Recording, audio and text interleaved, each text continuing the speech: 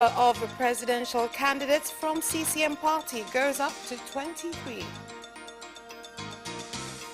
And in sports, the national stadium manager says Yanga and Azam match a good indication of adherence to coronavirus guidelines. Good evening, this is Capital News at 9:30. My name is Vanessa Victor. Let's get started with the national news. President Dr. John Pombe Magufuli has sworn in Eid Hassan Kimata as the new Regional Commissioner of Arusha. The ceremony was conducted at State House in Dar es Salaam, with President Magufuli also witnessing Morogoro Region Commissioner Loata Olesanare swear in Morogoro District Commissioner Bakari Rajab Msolwa, as well as Arusha Regional Commissioner Eid Hassan Kimata swearing in the Assistant Commissioner of Police Edward Jotham Balele as District Commissioner of Monduli and Kenan Laban Kihongosi as the District Commissioner for Arusha. The event was attended by Dr. John Marco Pima, who has been appointed Director of Arusha City, and Jerry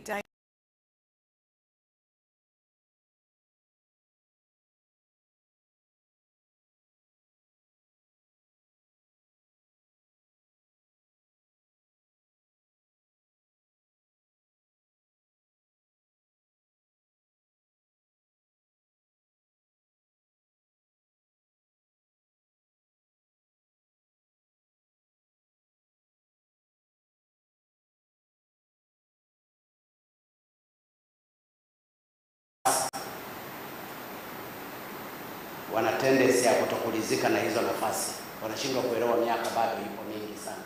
I urge you to work hard and be satisfied with what you have. Unfortunately, when you give youth opportunities, they have tendencies of dissatisfaction with positions they get. I want you to be satisfied with jobs that you got and work for Tanzanians. Because IGP is here together with Director of PCCB, I direct you to warn your officers in Arusha region to do what I ordered them to do and not otherwise. I could have removed all of them in office today, the RPC and the head of PCCB in Arusha region. It's not like I have forgiven you, but I just spared you for now. In case of any kind of intelligence, they surely will be out of office. Jukumu letu kubwa ni kuweza kumsaidia Mheshimiwa Rais. Tukifanya mambo yasiyo sawa sawa, tunampreza rais wetu. Our job is to help our president and not torment him with our intelligence acts. It's my hope that every one of us is aware of what we are supposed to do in our positions.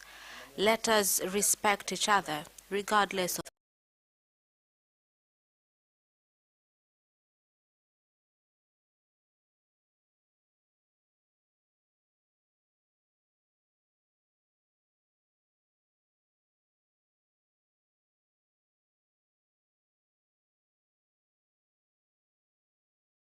to respect their regional commissioners. Kwanza, kwa niaba ya wananchi wa mkoa wa Arusha. On behalf of Arusha residents, I would like to thank you, Honorable President, for appointing me to be Regional Commissioner of Arusha, among other Arusha residents. Honorable President, you have trusted in me since 2016. I pray to God to give me wisdom and strength to fulfill responsibilities of my job as Regional Commissioner of Arusha Region.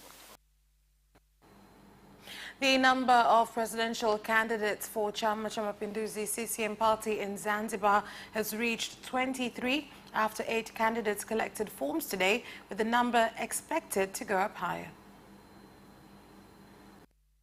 Mapinduzi namna kinavyoweka utaratibu wa wanachama wake. It is how Chama cha Mapinduzi has a system for its members and the election and the application of policies in getting candidates, myself being one of them.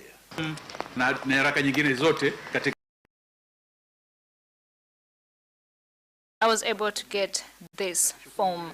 Kujitathmini, nikaona kwamba na fursa ya kuomba.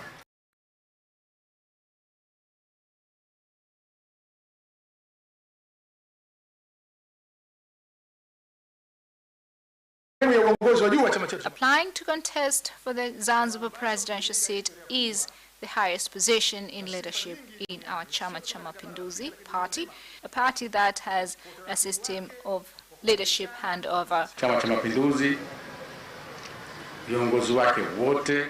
Chama cha Mapinduzi CCM party, its leaders and members and all citizens for accepting and allowing it to carry out its duties with efficiency. Today is not a day for me to say a lot.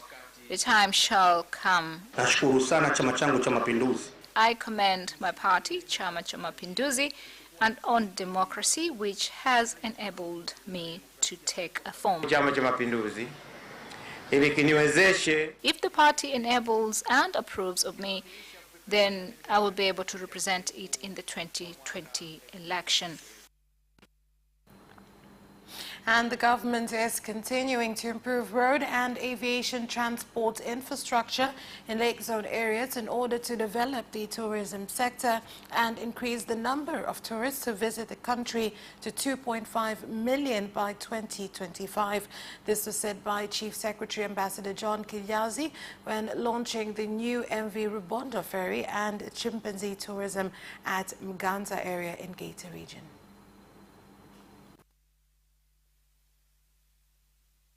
Ili kufikisha lengo la watalii hao milioni 2.5 kwa mwaka.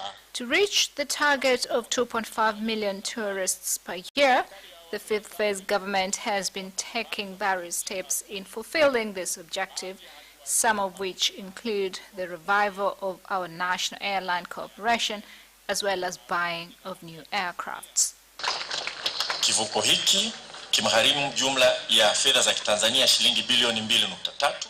The ferry has cost a total of 2.3 billion Tanzanian shillings and has capacity to carry 6 vehicles and 50 passengers at once. This vessel is the answer to the challenge faced by tourists who wished to visit Rubondo Island. Selemani, a resident of Kibaha Mile Moja, has appeared in Kisutu Resident Magistrate Court to face charges of economic sabotage. SALAAM is alleged to have fraudulently gotten and laundered $898,000. Public Prosecutor Esther Martin, who read the charges before Senior Resident Magistrate Rashid Chongu, stated that Selemani is alleged to have received the $898,000 between April 1st and April 20th in Dar es Salaam, Mvomero in Morogoro region, and in Lubumbashi in Congo from Segere Bushiri, Rocky Kugala, and Pati Lufunda. Investigations into the case are not complete, and Resident Magistrate Chongu adjourned the case to July 6th, when it will come up for another mention with the accused returned to remand custody. Residents of 8 villages of Kapele Ward, Momba district in Songwe region have thanked the government for ensuring they get access to surgery and delivery services by building a health center for them. Before implementation of the project, patients were forced to cross the border to Zambia to get the services. Wazito wanapata adha kubwa sana. Expectant mothers are forced to go to our neighbors who offer us assistance in this regard. We're building a health center with a theater for mother and child. By the 30th of this month, this building behind me must be completed. We are prepared so that by the 30th, work is complete, so our people can have access to medical care. Teachers in the country have been warned not to allow themselves to be used in this period heading towards the general elections that are expected to take place in October of this year, and instead should focus on improving their teaching skills so as to improve pass grades.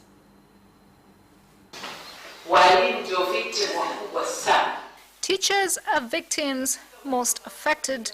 Instead of being in class teaching, you're out there campaigning. Our focus should be in teaching and not politics.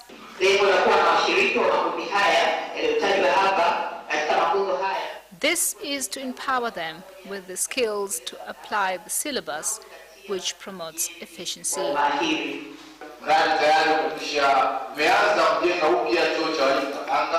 Work on the construction of a new teachers' college has started, as well as renovations to the library. We are also building a mathematics center. This has been implemented. We have also built a mathematics center. This has been implemented in the 2 initial years. Prime Minister Kassim Majaliwa has said the government is determined to improve education for the girl child in the country, including in RUANGWA district, which has been allocated 700 million shillings to construct a special girls' secondary school. Prime Minister Kassim Majaliwa made the statement when addressing residents of Chikwale, Nangurugai, Machanganya, Narungombe and Liuguru villages in RUANGWA district's Lindi region. Tuhakikishe watoto wetu wa kike wanaanza darasa la kwanza na baada form 4 wanaenda form 6 na kwenda mpaka chuo kikuu. We must ensure that our girls start standard 1, finish form 4 and go to 6th form onwards to university. So in addition to 100 million for teachers housing, we have built 2 classrooms already, and this evening I will be announcing to them that we are adding 180 million to build a dining hall and a dormitory. So all students who pass will stay at school and learn.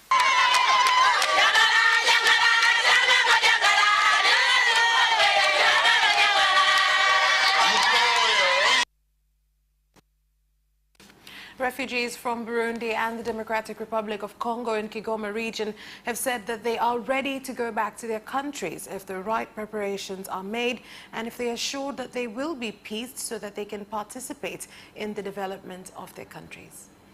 We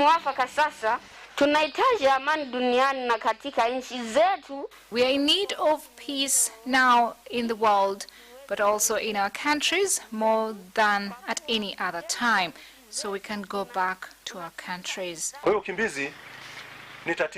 We are not here to celebrate, but to remind each other on how we ought to live. A lot of our leaders have been working on peace talks, but also in promoting peace. It's a global tragedy. Last week, our High Commissioner for Refugees spoke to the Security Council to overcome their differences and to make real progress towards resolving long-running conflicts and to clear the way for refugees and internally displaced people to be able to return home. That is all for national news. International news is next.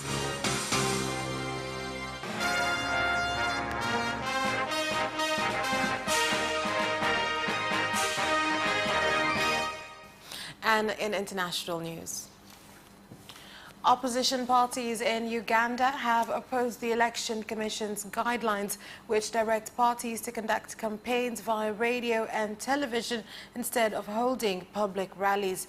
The Election Commission says it's following the Ministry of Health guidelines on social distancing, but the opposition has accused it of laying ground for mass rigging in the 2021 presidential election. The problem is that the Electoral Commission went to Mr. Museveni, who is a potential candidate, where he gave them orders on what to do.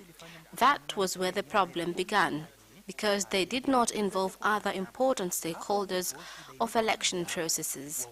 Only 28% of our population is connected to our national grid, while 72% of them are not connected with electricity. How will campaigns be conducted while many people have no television? 59 more people have tested positive for COVID-19 in Kenya, bringing the total number of cases in the country to 4,797. Health Cabinet Administrative Secretary Mercy Mwangangi has said that all the new cases are from 2,354 samples tested in the last 24 hours are Kenyans.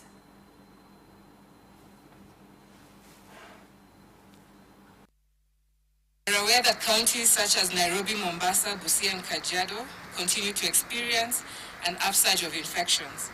with majority being asymptomatic, and again, lending credence to the need of rolling out and ensuring that our home-based program is practical.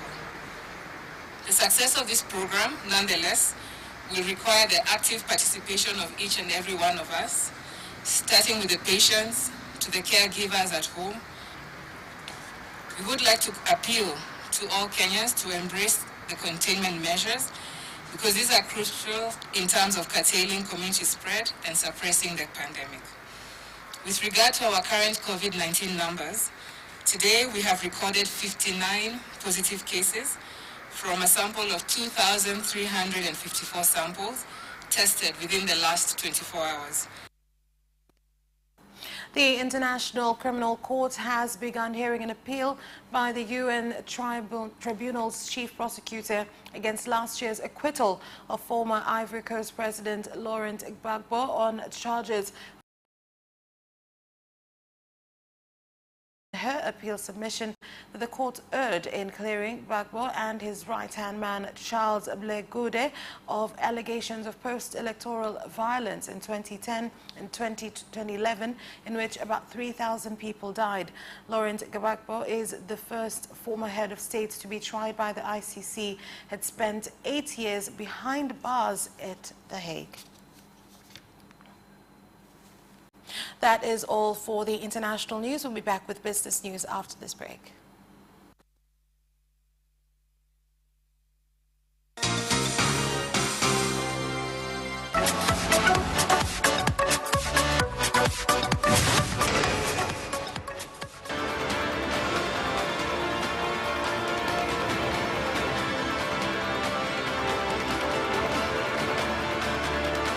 Watch Business Edition as we talk to business leaders and experts in sectors that are transforming Tanzania's economy. We believe that the driver is the customer. To change the mindset of traditional HR to the digitalization. Make sure that everybody can get some access to financial services. And once we understand the vision of our leaders, we then need to be behind them and help them in achieving that vision. Business have involved mercantile operations, trade guilds, or shared agricultural production, infrastructure, construction, financial sectors, tourism, and mining. Business Edition on Friday at 8:15 p.m.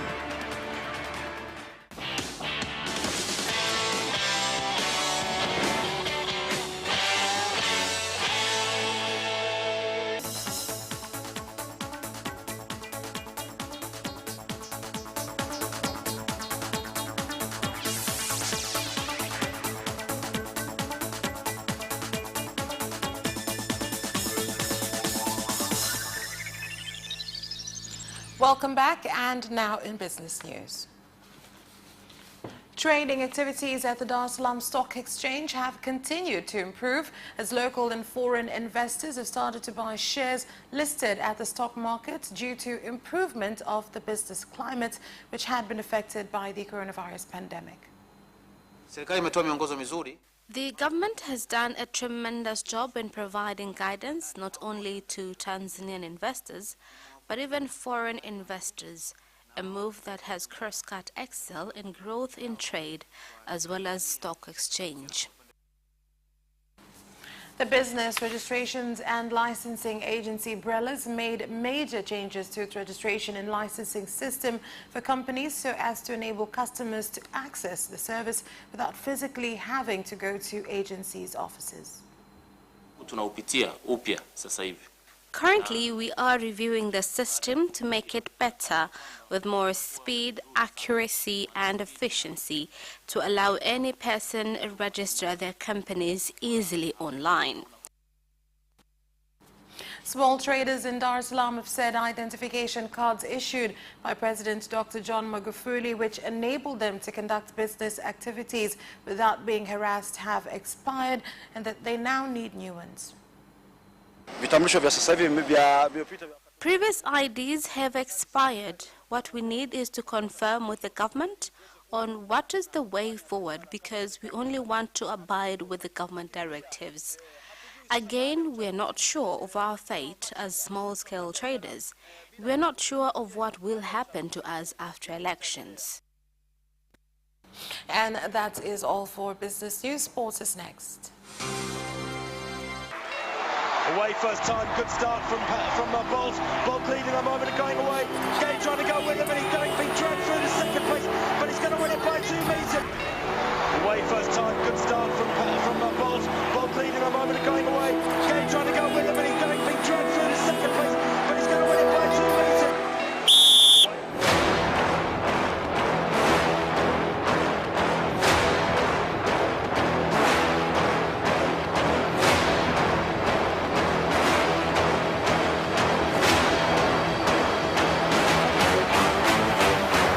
Opposition, Joaquinho, he did lose to Lendry.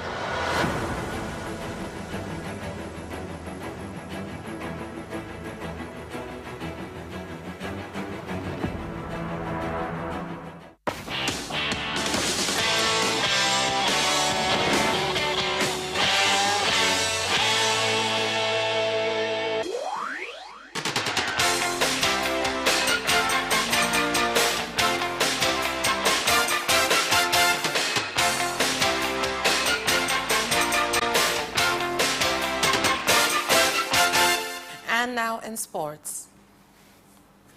The national stadium manager says despite the match between Yanga and Azam being much awaited by fans, not even half of the expected spectators showed up, hence making it easy to follow guidelines against the coronavirus pandemic. Bahati mbaya mchezo kama wa jana ukisema nusu uwanja kwa uwanja wa taifa ni almost watu 30, lakini for the national stadium, half of the stadium is at least 30,000 people. But the game didn't have even 20,000 people. So not even half of the number was reached. When we expect 60,000 people, we sell at least half of the tickets. The most important thing is to keep on following the regulations set by the government. The national cricket team has proceeded with training for international competitions while awaiting updates from the International Cricket Council on when the sport will resume globally.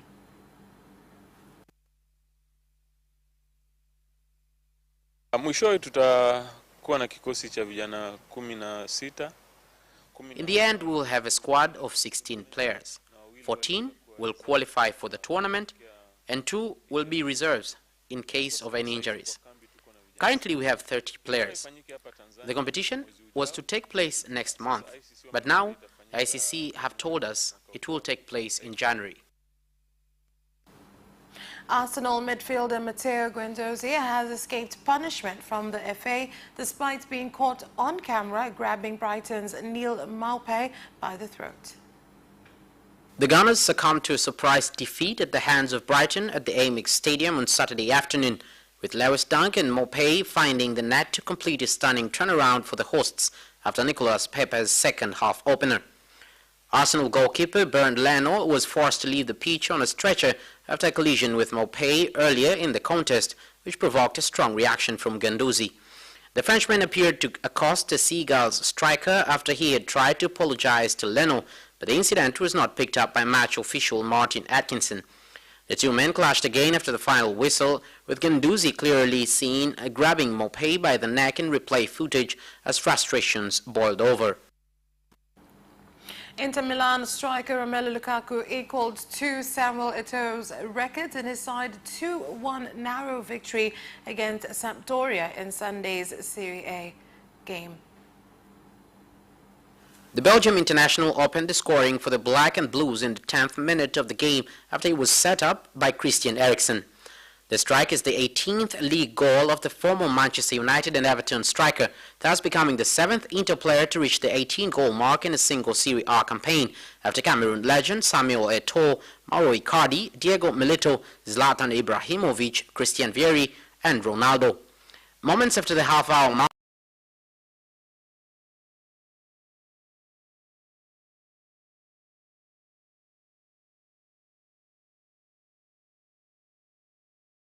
has defended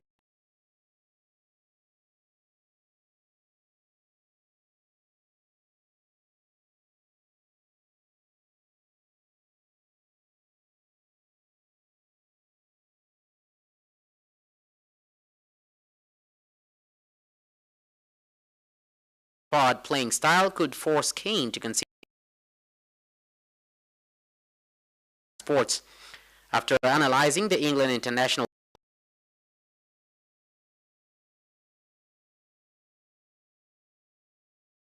at the end of the season, I don't see him getting 25 or 30 goals next season the way Jose will want to play. Mourinho hit back at Merson directly during a pre-match press conference